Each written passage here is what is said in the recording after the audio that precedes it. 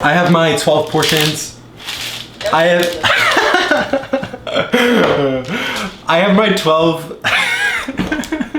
I'm getting tired.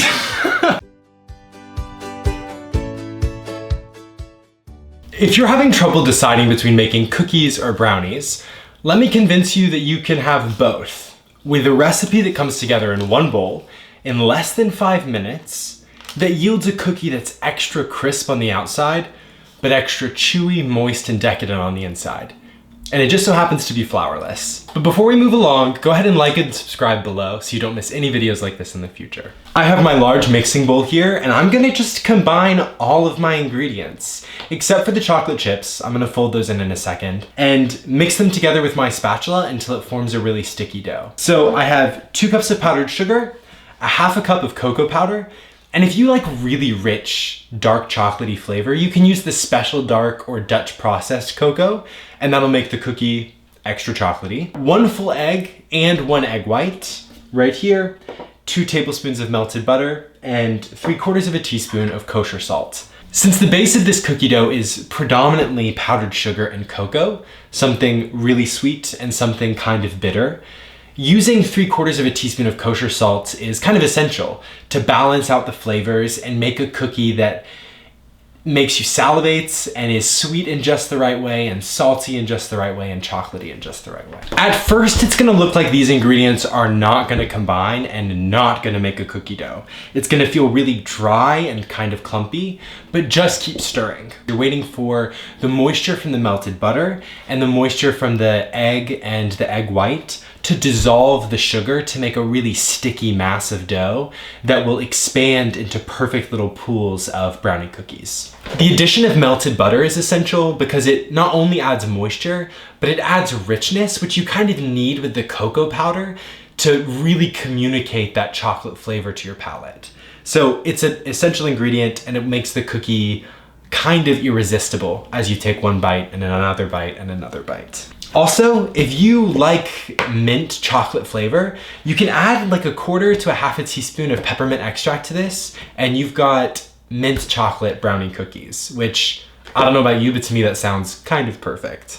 You can see the batter is just like extra sticky, which is perfect. And that's because the sugar has fully dissolved. And when sugar is in its liquid state, it is a sticky mess.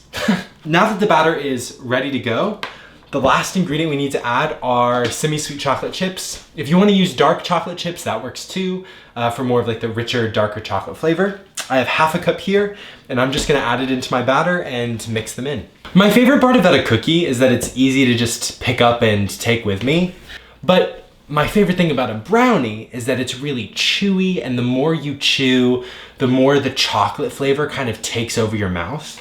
And so I developed this recipe to kind of capitalize on both of those benefits. So this cookie is really easy to carry, it's crisp when you bite into it, but the more you chew, the more you get that rich, mouth-filling brownie experience that is incredible. So that's why you should try these brownie cookies. If I had to sum it up, I'd say that. With your cookie batter made, you wanna have your oven preheated to 350 degrees, and go ahead and line your baking sheet with parchment paper.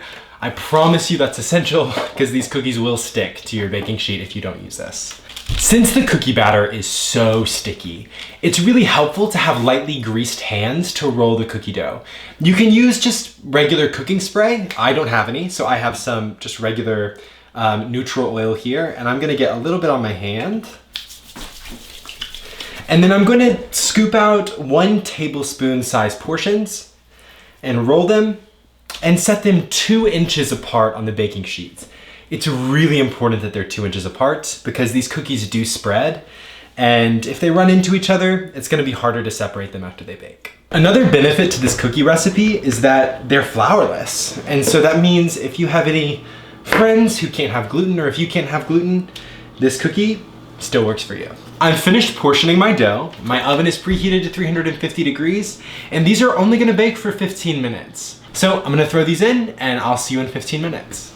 I do recommend that you rotate your baking pan halfway through baking. This just makes sure that if your oven has any hot spots, the cookies still bake evenly. My 15 minutes are up. As you can see, the cookies are perfectly cracked on the surface. I didn't follow my own rule and separate some of them 2 inches apart, I think because I was moving a little too quick. I can already see that the cracked surface is going to be crisp when I bite into it. It's got a shine to it that comes from the sugar and the butter. But after I bite into it, I already know the inside is going to be extra chewy and decadent, just like a brownie. This next step is pretty important. You want to let them cool almost completely on the cookie sheet. This gives the sugar time to firm up as it cools, so the cookie won't fall apart on you when you pick it up or when you bite into it. So just wait a few minutes for it to cool, maybe 30, and then we'll give these a shot. My cookies have cooled, and I can already feel that the rim of the cookie is a little firm, but the center is really, really soft, which is making me pretty excited. So let me give it a shot.